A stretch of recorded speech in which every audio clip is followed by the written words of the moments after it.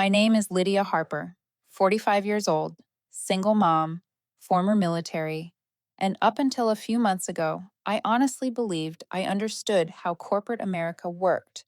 I thought that if I worked hard, carried more weight than everyone else, and pulled the company through crisis after crisis, then eventually someone would notice.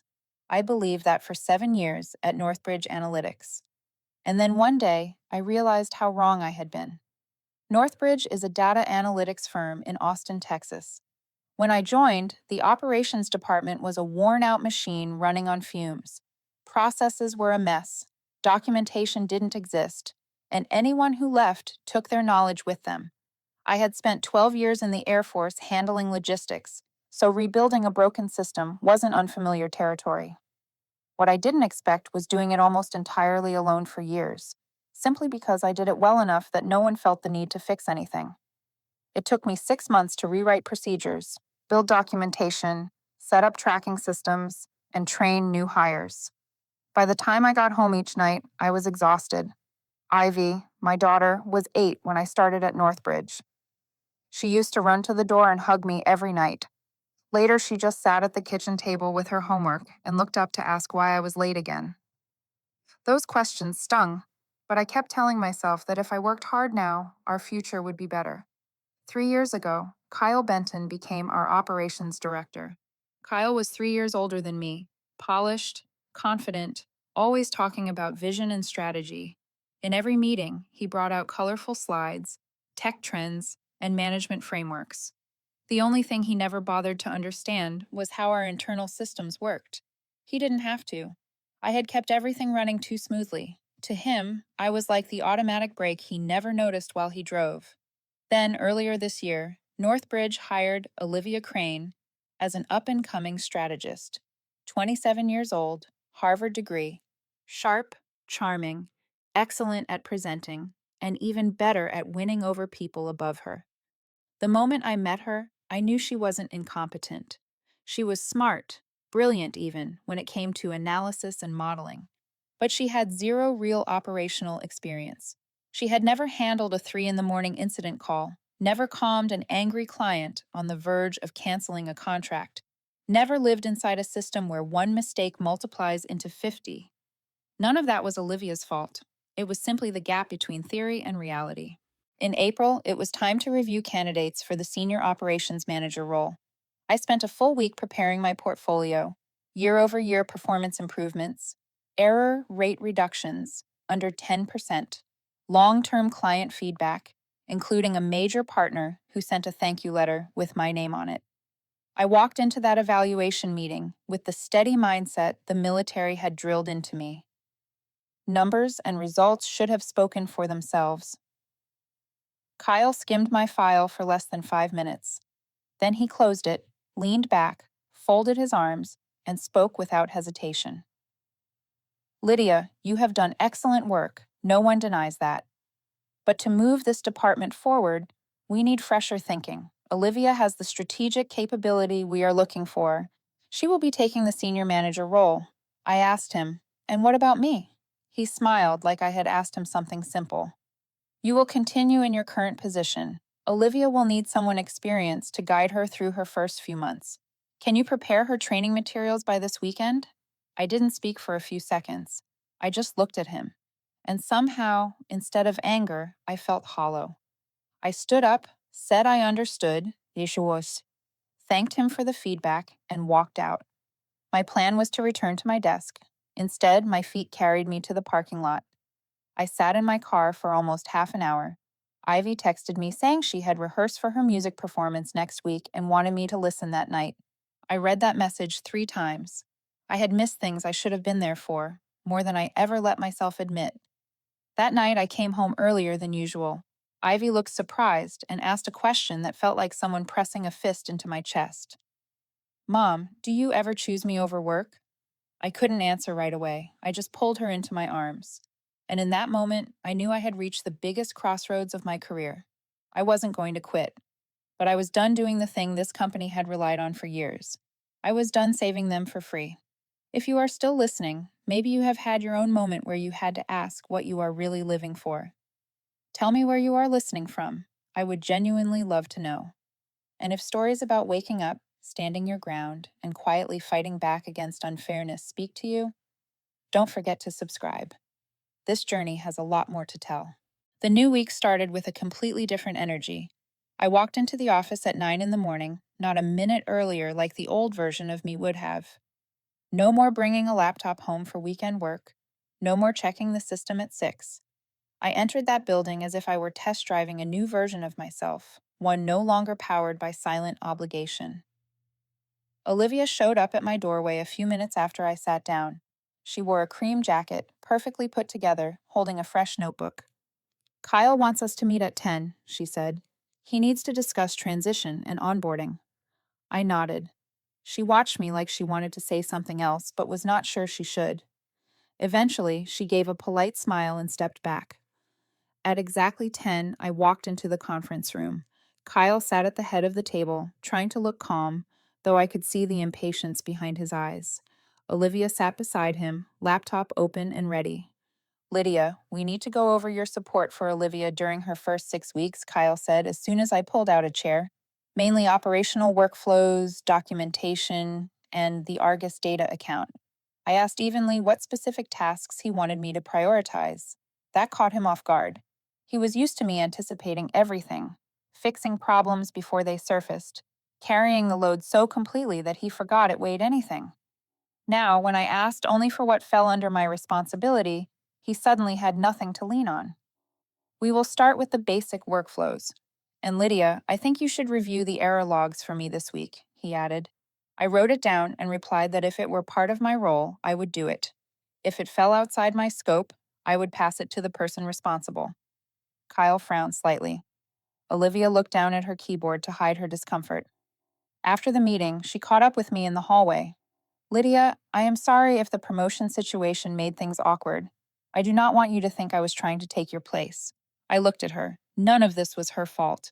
But I was done shielding people from the consequences of their own choices. I said I would support her within my scope, but I would not do her work for her. She needed to own her responsibilities. She went quiet for a few seconds before nodding. She was not incapable. She was simply facing real pressure without the safety net she had grown used to. By midday, small system errors started popping up. Before, I would have fixed them before anyone noticed. Today, I notified the on-call engineering team according to protocol. They asked if I could handle it since they were busy testing new software. I told them I had already assigned it to the correct team. Some people looked openly disappointed, as if they could not understand why I had stopped being the free firefighter. Around 2 in the afternoon, Kyle messaged me asking why the issue still had not been resolved. I replied that it was the engineering team's responsibility. I had already alerted them. He did not respond. But I knew he was irritated. Maybe for the first time in years, he had to face the fact that this department could not run on one person's shoulders. A little later, Olivia appeared at my desk again, worry tightening her features. "Argus data needs an update. I do not know where to pull the data set. Can you show me?" I handed her the account management guide I had built. "Everything is in here. Read each step and follow it. If something does not make sense, you can ask, but I will not do it for you." She thanked me and went back to her desk, studying the document like it were an exam she had to pass. Watching her, I realized she was not lacking ability. She just had never been pushed to carry real weight. The afternoon unfolded in familiar chaos, but this time I watched from the outside. Emails about technical issues flooded my inbox. I forwarded each one to the correct department. They took longer than I ever had, but that was how it should have been all along. A coworker said near the coffee station that the week felt messier than usual. I smiled. Things were not messy because I changed. They were messy because everyone else was finally seeing the invisible work I had been doing for years. When the day ended, I went home on time. Ivy sat in the living room, practicing for her performance. I sat beside her and listened quietly. She stopped halfway through and smiled when she realized I was actually paying attention. "Can you hear me, Mom?" she asked. I held her hand and said, "I am here. I am listening to every note." She leaned her head on my shoulder. In that moment, a hollow space I had carried for years finally felt full. After dinner, I sat at the table with a stack of company documents. I stared at them for a moment, then closed the folder. I did not need to prove anything anymore. I was done chasing recognition from people who would never look up long enough to see me. Late that night, Ivy's question returned. Mom, do you ever choose me over work? It lingered like a small truth refusing to be ignored. I knew I did not want to sacrifice another moment of her life. Tomorrow, the company might be even more chaotic. Kyle might be more irritated. Olivia might be more overwhelmed. But I had no intention of carrying them through every crisis anymore. I would do my part. The rest was theirs to learn. And this was only the beginning. The following days at NorthBridge felt like a long experiment where everyone already knew the outcome would be bad. The moment I stopped being the official firefighter of the entire department, the cracks that had existed for years showed up like fractures in a road after heavy rain. And the first person to lose his composure, unsurprisingly, was Kyle. On Monday morning, I had just hung up my coat and had not even opened my computer when Kyle appeared in the doorway of my small office. He did not knock, did not say hello, just stood there blocking the entrance. "We need to talk, Lydia." His voice was tight as a drawn wire. I invited him in, even though what I really wanted was to finish my coffee before listening to another complaint. Kyle stood in front of my desk with his arms crossed like a teacher about to scold a student. "I heard you pushed a bunch of requests to other departments last week, tasks you use to handle every day," I answered simply. "I returned the work to where it actually belongs." Kyle narrowed his eyes. "That slows down the workflow." My tone stayed calm, almost polite. "If a process only runs smoothly when one person carries the load of every department, then the problem is not me." Kyle inhaled sharply, trying not to show he was irritated. It was painfully clear he was not used to hearing me say no. "Lydia, Olivia is new. She needs help. You should be more flexible." I looked directly at him. "I am helping, but I cannot replace the entire engineering team, the finance team, and the product team. Olivia needs to learn how to handle her own work." Kyle stayed silent for a moment, then walked away, clearly unhappy. But I knew this was not the end of it. That afternoon, the first incident hit. Argus Data's reporting system suddenly failed to sync, pausing their entire platform. 3 engineers spent nearly 2 hours struggling without finding the cause. A few years ago, they would have called me instantly, and I would have fixed it in 10 minutes. This time, I simply observed from a distance. Within 5 minutes, Olivia rushed to my desk, gripping a stack of files like she was afraid they would fall apart. "Lydia, I think it is connected to the configuration you adjusted last year. Can you check for me?" I scanned the error description. "No. This belongs to the engineering team. They need to identify the root cause before I support the assessment." Olivia looked visibly disappointed, but she nodded and walked away. I knew she was under pressure from Kyle, but I also knew she would not learn anything if I kept doing her job. By 4 in the afternoon, Kyle called an emergency meeting. When I walked in, everyone looked at me as if I were the only person capable of saving the situation. Kyle stood at the head of the table, tension all over his face. "We are dealing with a serious problem.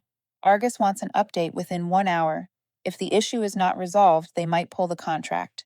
He stared right at me. "Lydia, you handled this configuration before, did you not?" "Yes. But this issue has nothing to do with that part." Kyle kept pushing. "Can you help the engineers move faster?" I responded immediately. "I will support them once they identify the root cause. I will not do the work of another department." A strange silence spread through the room, not because they blamed me, but because they were not used to me not stepping in to fix everything. Kyle's face turned red. "Lydia, we are a team." I gave a faint smile, and in a team, everyone does their share. The meeting ended with the air so tight it felt solid. That evening, I went home early. Ivy was practicing for her upcoming performance. When she saw me, she laughed and pulled me over to listen. I watched her bright face and felt certain I was going in the right direction. I was no longer drained from putting out endless, nameless fires. The next morning, the chaos escalated. Argus sent an escalated complaint demanding an immediate meeting with the highest technical lead. Olivia went pale when she read the email and reported to Kyle. I stood close enough to hear Kyle raising his voice, trying to hide how panicked he really was. By noon, the engineering team finally found the cause. A new update had clashed with an old API. They sent the report to me. After a few seconds of reading, I knew exactly what to do. Olivia brought the report to my desk, almost pleading. Lydia, can you guide me? The engineering team says they need operations to confirm. I pointed to two key sections. Tell them to back up first, then follow this sequence. It will take about an hour. Olivia followed every step, and an hour later, the system was back online. But I knew no one would feel relieved for long. At the end of the day, Kyle called me into his office. Lydia, this situation is not sustainable. I want you to go back to the way you worked before, at least until Olivia is fully settled. I looked at him, this time without avoiding anything. Kyle, I did not create this chaos. I simply stopped doing the work of three departments. You are finally seeing the reality you refused to see. Kyle clenched his jaw. You are being defiant. I shook my head. I am letting people be responsible for their own roles. He stepped closer, placing a hand on the desk, his voice low but threatening. I am your manager, and I need you to be flexible. I answered slowly, every word sharp enough to cut through fog. Flexibility does not mean letting people take advantage. Kyle froze for a brief second. Not because I was wrong, but because it was the first time I had ever said it out loud. I walked out of his office with light steps.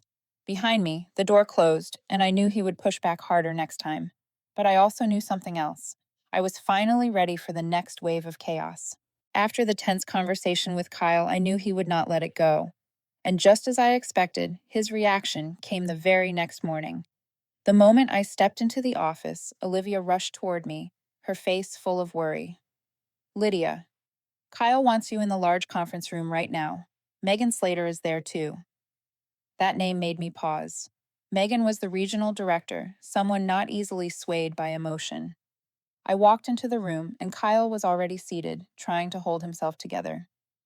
Megan opened her laptop, her sharp eyes focused on me. Lydia, I received several reports that you have changed your working approach and slowed down cross-department processes. I want to hear from you directly. Kyle jumped in before I could respond. This past week, Lydia pushed everything back to the other teams. She knows they are not used to handling those tasks, so everything fell apart. I answered calmly. I simply returned the work to where it belonged. No one was given anything outside their responsibility. Megan turned to Kyle. You are saying Lydia caused the Argus incident? Kyle nodded. If she had worked the way she used to, Argus would not have been left waiting for an entire hour. I placed my hand on the table and kept my voice steady. The Argus issue was caused by an engineering update. I supported them once the root cause was identified, and the entire workflow has been documented by me for over 2 years. Megan reviewed the technical report. According to the lead engineer, Lydia advised correctly and promptly. Kyle, an entire department relying on one person is a sign of weak management, not an employee problem. The comment froze Kyle in place. Olivia, standing by the door, heard it too and bowed her head. Megan continued.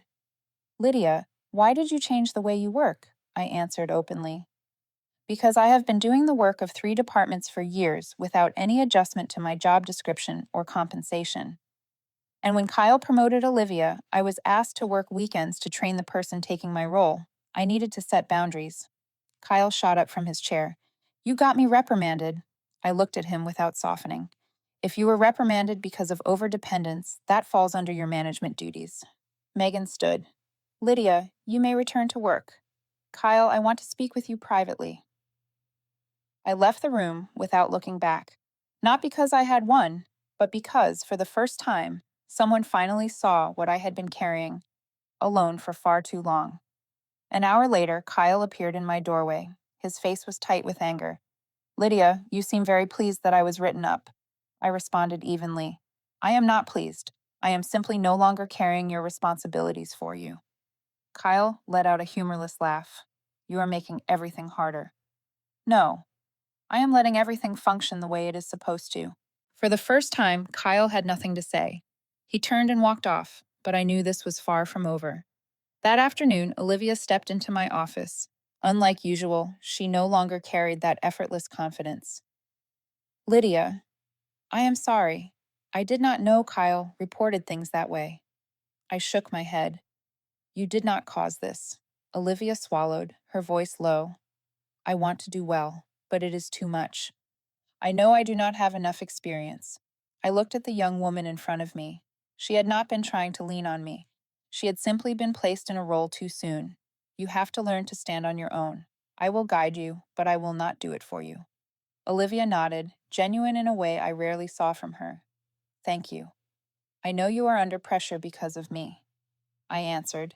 It is not because of you. It is because of this system.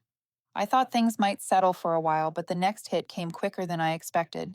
Around 4 in the afternoon, Human Resources sent me an email, a request to join an unusual performance review.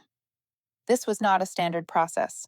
It only happened when management wanted to build a file against an employee before issuing a warning or demotion. Kyle was preparing a case against me. I read the email without surprise. Kyle had never handled pressure with any real strategy. That evening, I went home earlier than usual. Ivy was practicing a solo piece in the living room. When she saw me, she looked surprised. You are home early? I sat beside her, stretched my legs, and let out a slow breath. Yes, I am trying to change a few things. Ivy leaned her head on my shoulder as if it were the most natural thing in the world. Do not work yourself sick anymore. I do not like seeing you that way. I wrapped my arm around her. Those words cut deeper than anything Kyle had said. And right then, I knew one thing. I would not let Kyle drag me back into the old cycle. I had already begun to change, and I would see it through. The next morning, before the performance review, I prepared a thick file documenting every task I had taken on beyond my job description for the past 4 years. Clear evidence, specific data. I had built it from scratch. Everything was ready. I knew what Kyle wanted, and I also knew he had underestimated me once again. Kyle always assumed I was too busy to defend myself. But this time, I was not busy. I was prepared. I would walk into that meeting and lay the truth on the table in a way no one could ignore. The performance review took place on Friday morning in a small meeting room beside the Human Resources office. When I walked in, Kyle was already there, arms crossed as if he held every advantage. Beside him sat Donna, the Human Resources manager, calm as always, and loyal to procedure to a fault. Donna invited me to sit, then opened her laptop. Lydia, this is an unusual performance review requested by your direct manager. We will be evaluating collaboration, support, and responsibility during the past week. Kyle jumped in immediately, his voice forced into a tone of fake objectivity. I just want things to be clear. This week, Lydia refused to support other departments, causing delays and affecting a major client. I believe that shows a lack of teamwork. Donna typed without expression. I waited until he finished, then opened the thick file I had prepared. Kyle noticed the stack of papers in my hands, and a flicker of worry crossed his face. I began. Before we discuss this week, I want to present an overview of the tasks I have handled over the past 4 years, most of them outside my job description. I placed the file on the table. Donna pulled it closer and started reading. I did not speak. I let the facts speak for me. After a few minutes, Donna looked up. Lydia, you handled deployment and troubleshooting for 7 different systems? But your job description only includes reporting operations. I nodded. That is correct. I did that because the engineering team was understaffed and clients needed quick responses. I also listed the start date for every responsibility beyond my role. Kyle cut in quickly, but that was her choice. No one forced her to take on more. I looked at him, calmer than he wanted me to be. No one forced me, but you relied on it. You used it as a reason to assign me even more. And when I stopped doing work outside my scope, you called it a lack of teamwork. Donna set her pen down. Kyle, do you have an explanation? Kyle kept his tone rigid. Human Resources does not understand the full picture. Lydia is the only one who can solve these issues. When she stopped, the other departments lacked information. I have to keep things running. Donna examined him the way someone examines a flawed equation. And that is why the job description needs adjustment, not why an employee should be written up. The energy in the room shifted instantly. Kyle realized his plan was falling apart. I continued. I also want to submit these email exchanges from last week, showing that I did not refuse support. I only asked each department to complete their part before I stepped in. I handed over copies of the engineering team's emails, confirming the Argus issue was not caused by me. Donna read every page carefully. Lydia followed the correct procedure, Donna said, and I see no sign of a lack of cooperation. Kyle began to lose his composure. We cannot rely on engineering for this. I am her direct manager. I see clearly that Lydia has changed her attitude. I looked directly at him. I have not changed my attitude. I stopped doing 3 jobs at once. Kyle clenched his jaw. You are defying me, Lydia. My voice softened, but the edge was still there. I am protecting my time and my responsibilities, and everyone else's. Donna stepped in. Kyle, I need to remind you that using a performance review as a way to apply personal pressure violates policy. Kyle deflated, though he still looked like he wanted to argue. But he had nothing left that made sense. Donna turned to me. Lydia, we will log your documentation and request an updated job description. There is no indication of any violation. This review is concluded. I thanked her and stood. Kyle did not look at me. Maybe he did not want me to see the defeat in his eyes. But the storm was not over. That afternoon, I received a message from Evan, the engineering lead, a quiet man, but fair to the bone. Lydia, you should take a look at this. He sent me a system log, a configuration change record from the previous week. There was an unusual edit made from a management account, Kyle's account. I called Evan immediately. Evan, what is this change? He hesitated. It is a small modification to the API control section. Not enough to break anything, but enough to trigger false system alerts. And false alerts slow things down. But why would Kyle touch it? Evan exhaled. I do not know. But if you were going to be blamed for the Argus issue, this is suspicious. I tightened my grip on the phone. Are you saying Kyle may have interfered to make the situation worse? Evan did not answer outright. I am saying the change is unusual, and I thought you should know. Evan never spoke without reason. A cold wave ran through me. If Kyle had deliberately tampered with the system, even slightly, to create or worsen an incident just to pin it on me, then this was no longer an internal dispute. This was misconduct, and it could lead to serious consequences. That evening, I did not go home right away. I stayed at my desk, reviewing every line in the log Evan sent. Each line felt like peeling back another layer of something Kyle had been hiding. Nothing was proven outright, but nothing was a harmless coincidence either. Whatever the truth was, one thing was clear. Kyle had crossed a line, and I was not going to let him drag me down because he could not face the reality that the system he managed had been collapsing for years. I closed my laptop and stood. There are moments when a person must decide to stand on the side of what is right, even when it makes the path more difficult. I had reached that moment, and I was no longer afraid. That evening, after a long and exhausting day, I sat alone in the living room, opened my laptop, and reviewed the logs Evan had sent me. The more I read, the colder I felt. It was not the numbers or the complex lines of code. It was what they suggested. Kyle was not just irresponsible. He was creating chaos on purpose. I knew I could not ignore it, but I also knew that if I confronted him directly, he would twist the story until I became the villain. I needed undeniable proof and a strategy that left no room for his games.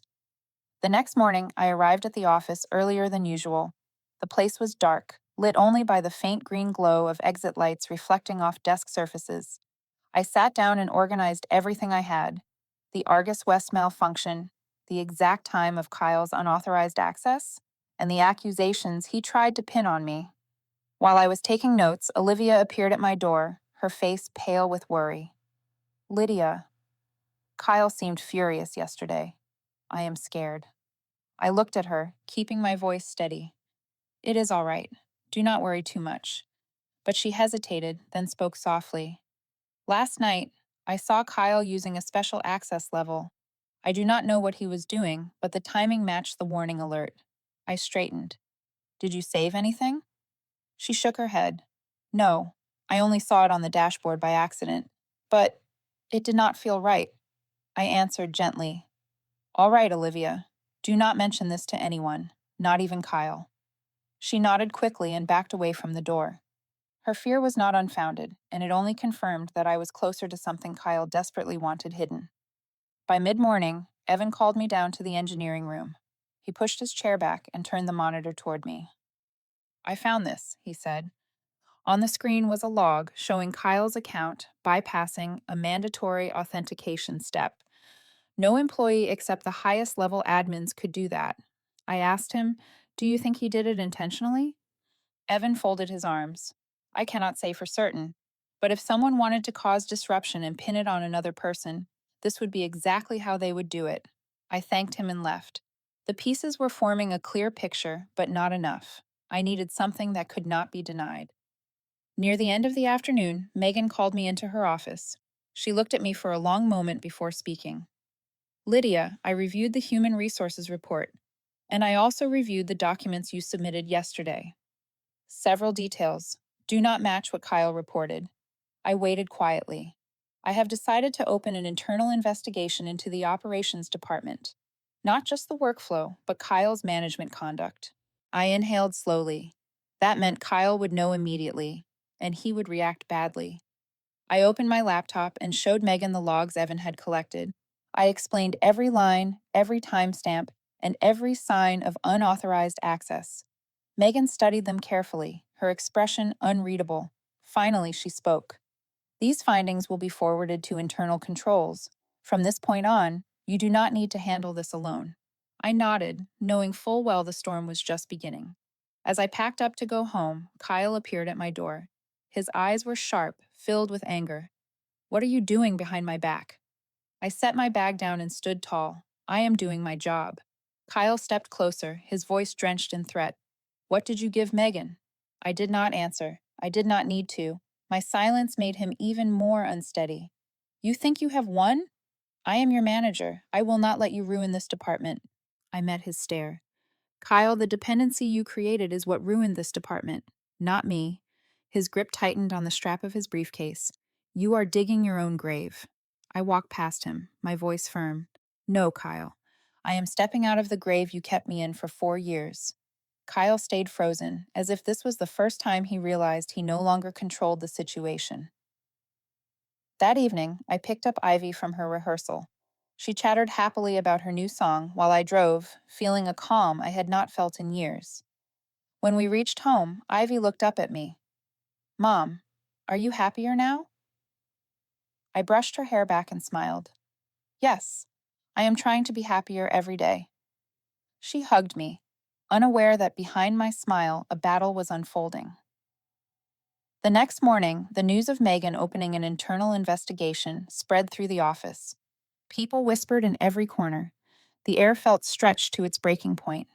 Kyle walked the hallway with a hardened expression, his phone ringing nonstop, while Olivia avoided his gaze like she was afraid of being pulled into the chaos. I was strangely calm, not because I knew I would win, but because I knew I had done the right thing. When Megan stepped out of the conference room with 2 members of internal controls, I knew the most critical phase had begun. No more hiding, no more convenient blame, no more secret modifications in the dark, and this time I would not step back. The internal investigation moved faster than I expected. On Monday morning, an internal notice went out requiring every employee in the operations department to provide information about incidents from the past 3 months. The atmosphere in the company changed instantly. People whispered, watched, and hesitated. But the most noticeable person was Kyle. He looked like someone pushed to the edge, trying hard to stay composed, yet every step carried frustration. I was standing by the coffee machine when I heard him walk in. I did not need to turn around. I knew. Are you satisfied now? Kyle said, his voice so cold it froze the air in the small kitchen. I picked up my coffee without looking at him.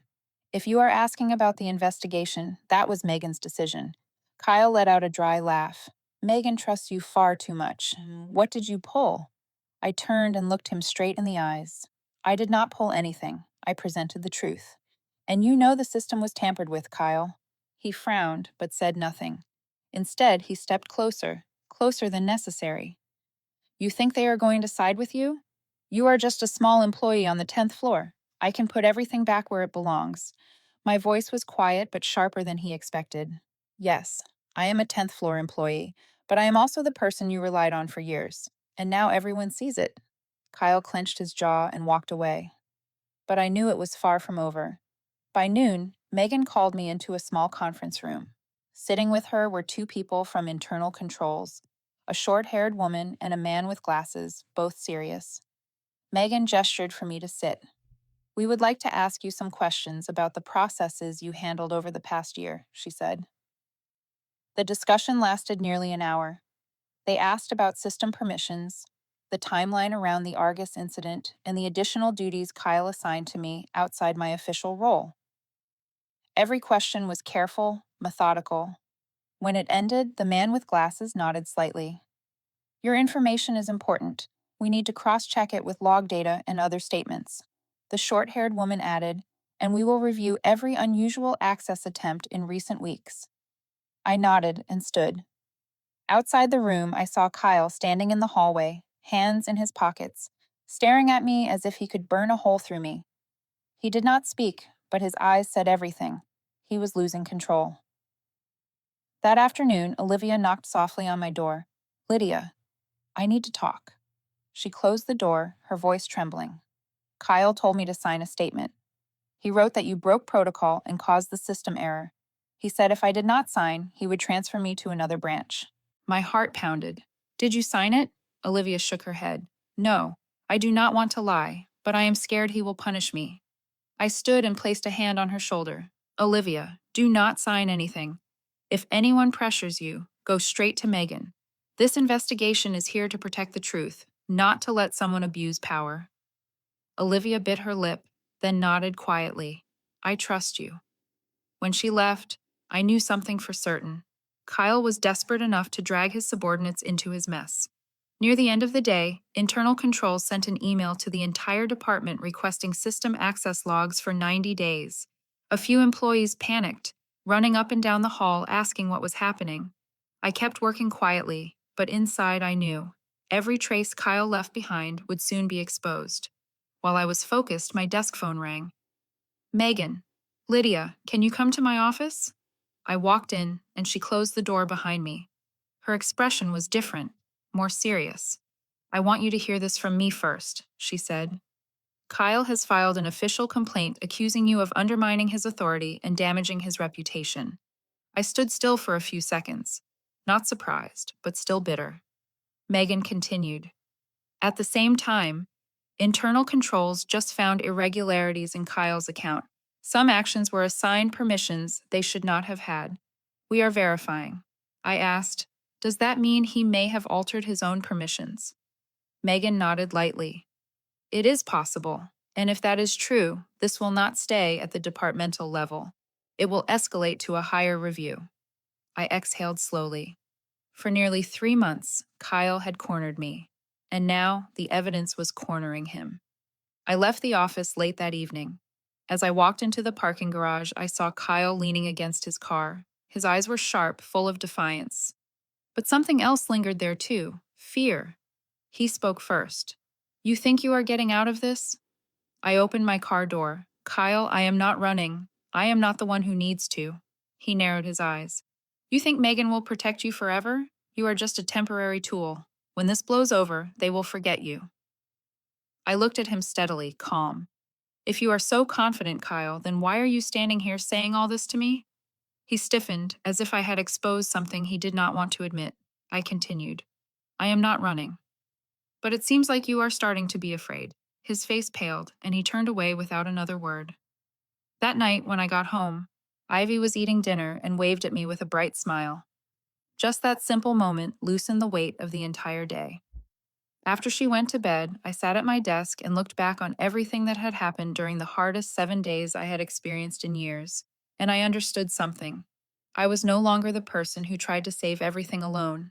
I stepped back, and the truth revealed itself. Kyle could fight, could resist, but he was losing control, and at the end of this path, only two things stood firm: the evidence and my resolve. The internal investigation moved into its second week, and the entire atmosphere of the company shifted. Hallways that used to buzz with noise were now so quiet you could hear the printer from the next room. People were called up to the 11th floor at different times, and Kyle had been absent since the start of the week. Rumors that he had been told to work remotely spread fast, leaving the department both unsettled and strangely relieved. I tried to focus on my work, but it was impossible to ignore the tension in every breath in the office. On Tuesday morning, while I was finishing a report for the NorthBridge project, I received a message from Megan asking me to come to her office. When I stepped inside, Megan was reviewing a thick folder. She motioned to the chair. Lydia, the internal controls team has a preliminary analysis. I think you should see this. She turned her screen toward me. On it was a summary of unauthorized access attempts from secondary accounts, all tied to Kyle. I asked, did they confirm the source? Megan nodded. Most of them came from Kyle's device, and some of the actions were impossible to perform unless someone deliberately bypassed permissions. I stayed silent for a moment, not because I was shocked, but because of how serious his actions really were. Megan continued, they also found entries that had been removed from the main log, but the automated backups recovered a significant portion. This will be reviewed at a higher level. I understood immediately. This had moved beyond departmental territory. That afternoon, Evan messaged me to come to engineering. Important. Come now, he wrote. When I arrived, Evan and another engineer were staring at a screen. Evan spoke right away. We recovered another segment of the log. You need to see this. He opened the file. It was a record of Kyle using a hidden account to manually override permissions at the exact moment the Argus West incident occurred. I recognized it instantly. This is the decisive part. Evan nodded. It will be included in the attached report. I wanted you to know ahead of time so you can be prepared. I thanked him. Evan was not someone who spoke unnecessarily, so his warning only confirmed that the truth was falling into place. Later that afternoon, as I was pouring water in the break room, Kyle appeared suddenly. He no longer carried his usual confidence. His eyes held exhaustion, bitterness, and a hint of fear. How far are you trying to destroy me? He asked bluntly. I kept my voice steady. I am not destroying you, Kyle. I am simply not covering for you anymore. He clenched his jaw. What did Evan give you? I met his stare. The truth. Kyle stepped closer. You think Megan will protect you forever? My tone stayed calm. Kyle, if you truly believe that, you would not be this worried. You would not be asking me these questions. For the first time, he had no response. He turned away, gripping his phone as he left the room. The next morning, Megan held an unexpected meeting with the entire operations department. Everyone stood together as she walked in, her expression firm. I will be direct, she began. The internal investigation has completed its first verification phase. There is evidence that certain processes were altered intentionally and reports were manipulated. The room went absolutely silent. Megan continued. Due to the seriousness of these findings, we have temporarily suspended Kyle's system access while the investigation moves to the corporate level. Some employees gasped softly, others exchanged stunned looks. Then she turned to me. While we await further decisions, Lydia will assume coordination of the operations department. I stood, feeling dozens of eyes on me. Strangely, I did not feel the fear I once would have, only a calm acceptance. I said, I will do my best to keep everything running steadily. Thank you all for your cooperation during this difficult time. A few employees nodded, even gave faint smiles. Megan ended the meeting with a short, grounded message. We need unity. Let the truth lead us. No one is punished for doing what is right. That evening, I left earlier than I had in days. When I arrived at the art center to pick up Ivy, she ran toward me and wrapped her arms around my waist. Are you happy today, Mom? She asked. I looked at her small face, her bright eyes untouched by the complications of adult life. I smiled. Today I feel lighter. Just a little, but it feels real. Ivy nodded eagerly. Then let us go home and eat noodles. I am hungry. I laughed and lifted her up. All right, let us go home. Walking down the road as the sky turned dark and streetlights shimmered across the wet pavement, I felt something I had not allowed myself to believe in for a long time. I was stepping out of the shadow Kyle had kept me in for years. The investigation was not over. Storms still lie ahead. But for the first time, I stood firmly on the side of the truth, and I was no longer alone. The internal investigation continued for another week before NorthBridge sent out a notice summoning the entire operations staff for a department meeting. No one said it aloud, but everyone knew the conclusion was near. That morning, as I stepped into the large conference room, people looked at me, then quickly looked away, as if afraid their gaze might add pressure. I understood. No one wanted to stand between the two sides at a time like this. Megan was already seated at the head of the table, calm but resolute. Beside her were representatives from legal and internal controls. Kyle had been required to attend as well, though he sat silently, hands clasped, face ashen. When the wall clock struck 9, the head of internal controls stood, his voice steady and unmistakably clear. After reviewing the full system, tracing all access logs, and comparing them with the permission structure provided by operations, we have determined that one employee repeatedly logged in without authorization, modified settings, and caused workflow disruptions. The room fell silent. I could hear Kyle swallow. That employee is Kyle Anderson. Kyle shot up from his chair. That is impossible. I did not do anything wrong. The system recorded it incorrectly. Someone set me up. The lead investigator did not flinch. We have evidence from multiple sources, not only system logs, but also verification from the third-party software provider. Every intervention originated from your account. Kyle turned sharply toward me. Her. She wants me out. She hates that the management liked me more than her. Megan stood immediately. Kyle, stop. Lydia did not manipulate any data. She does not even have the permissions to do so, and you know that. Kyle tried to hold on to whatever power he thought he still had. What about the wrong permissions? The errors? I cannot be the only one responsible. The lead investigator opened a thick folder. Correct. You are not the only one responsible, but you are the only one who covered up your mistakes by creating secondary accounts and altering reports to shift blame. These entries match the exact timestamps of your logins. The room tightened with a heavy, breathless silence. Kyle froze, his face turning pale. He looked around, but no one backed him. The legal representative spoke. NorthBridge will proceed with the termination of Kyle Anderson, effective immediately. Kyle no longer protested. His head dropped as if he finally understood the end had arrived. Security entered to escort him out. The door closing behind him felt like a clean punctuation mark. Megan turned to me, her expression softer. Thank you, Lydia. Without your documentation, it might have taken us months to uncover the truth. I gave a small smile. After years of being treated like a silent firefighter, being formally acknowledged felt unexpectedly meaningful. That afternoon, Megan called me to her office. You know why I wanted to speak privately, do you? I nodded slightly, though my heart beat faster. She placed a letter in front of me. The corporate team met this morning. They have decided to appoint you as interim operations manager for 6 months. After that, they will review for a permanent placement. I looked at the document without speaking. I had carried the weight of the department for years. Being officially recognized felt both familiar and foreign. But Megan was not finished. There is something more important, Lydia.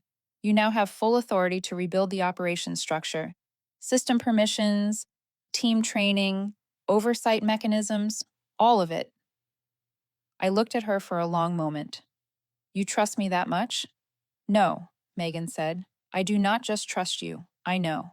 This department stands where it stands today largely because of you. Her words struck a place deep inside me, a place I had spent years convincing myself did not matter. I said, I accept. But I want a transparent and fair foundation. No more unchecked authority. No more one person carrying the entire load. Exactly what I hoped to hear, Megan smiled. On my first day in the new role, the entire operations team gathered in the meeting room. They did not know what changes I would bring. Their eyes held uncertainty, but also a quiet hope. I began. We will rebuild system permissions from the ground up. Clear, transparent, no uncontrolled privileges. Everyone follows the same rules. When we do our part, the work becomes lighter, better. When we do not, the entire department pays the price. I looked at each of them. Starting today, no one carries the work of the entire group alone. Good work will be recognized, and mistakes will be owned, honestly. Evan nodded first. Olivia smiled faintly. A quiet sense of stability filled the room. We began rebuilding the system from the foundation.